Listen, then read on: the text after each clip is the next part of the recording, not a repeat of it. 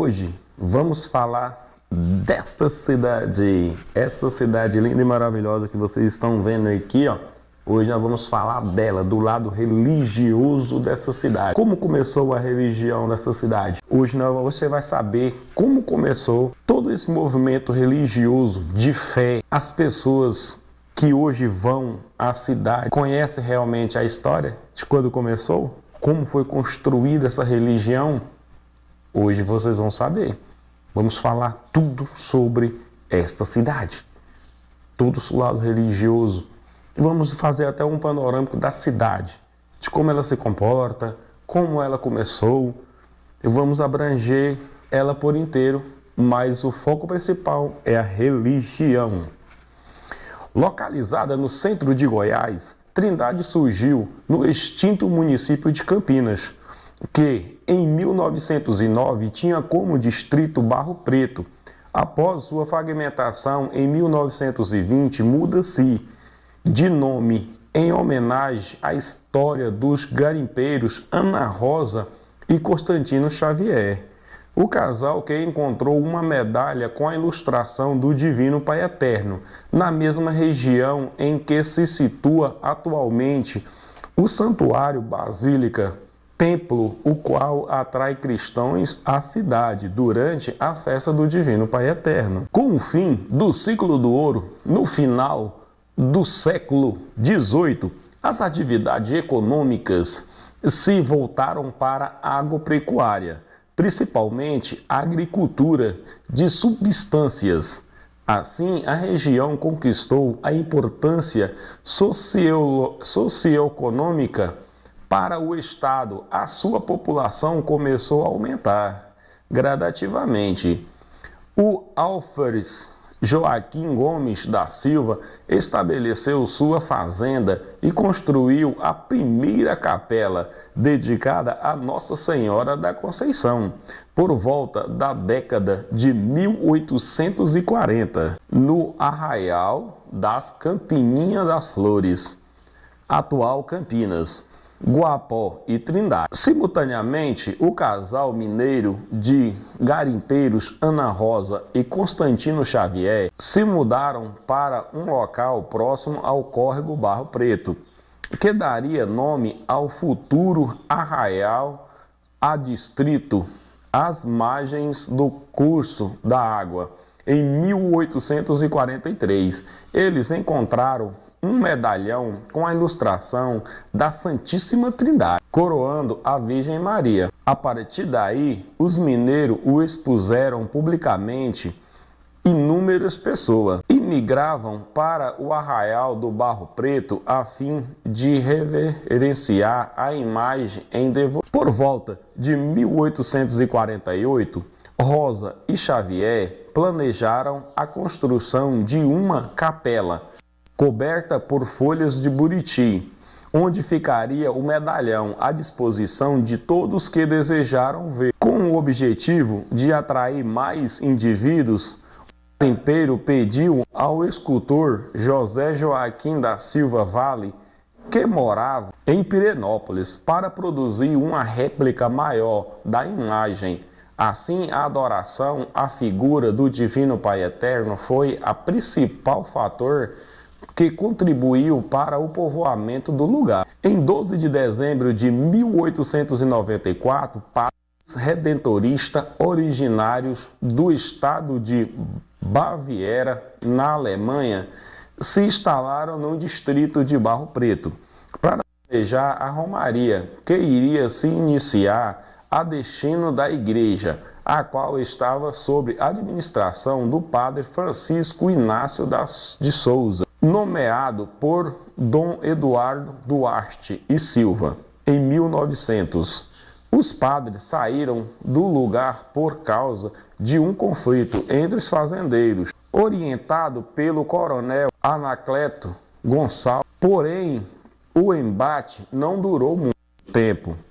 Após a inauguração da Igreja Matriz de Campinas e a transferência da Romaria para Campininha, em 1901, a repercussão de Barro Preto diminuiu consideravelmente E 3 anos depois, as autoridades eclesiásticas ordenaram que o evento voltasse a ser realizado no local de origem, com a presença dos redentoristas. Campinas é elevada à categoria de município em 1907, tendo os arraiais de Barro Preto e São Sebastião do Ribeirão incorporada a ele.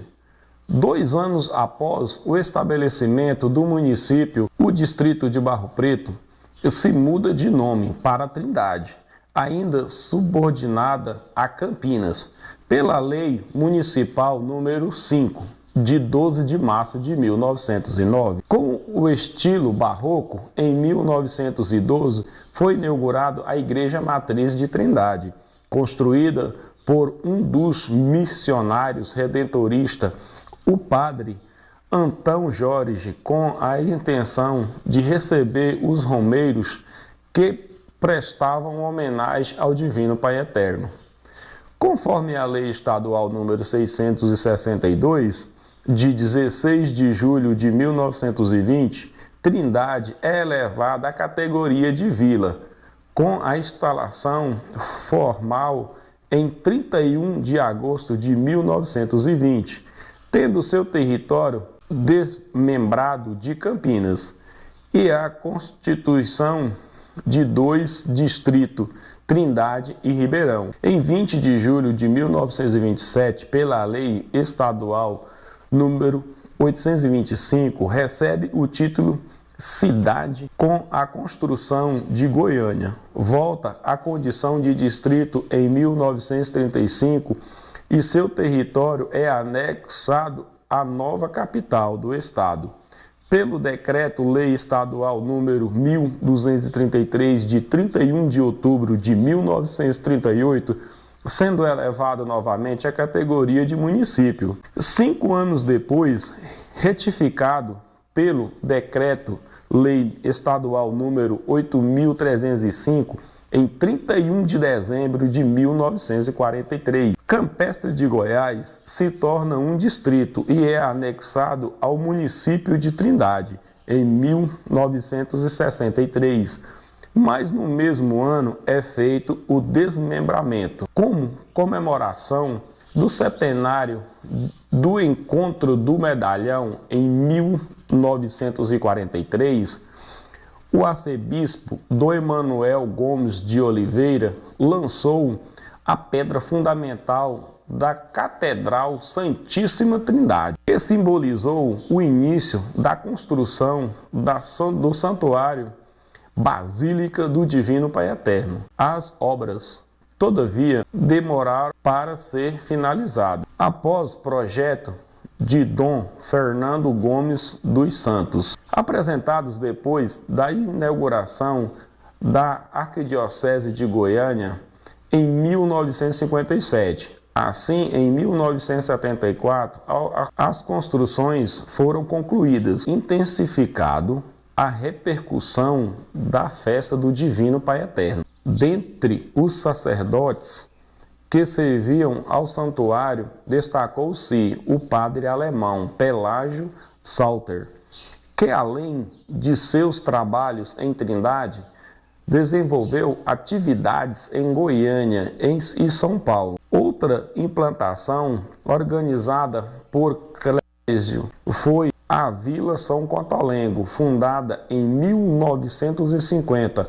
com o objetivo de abrigar pessoas pobres que necessitavam de ajuda. A instituição também recebeu contribuições das Filhas da Caridade de São Vicente de Paulo, uma sociedade de vida apostólica comunitária. A partir de 1988, um desfile anual de carreiros, popularmente chamado de Romaria dos Carreiros, recebeu espaço no evento religioso, com os centenas de carros de boi.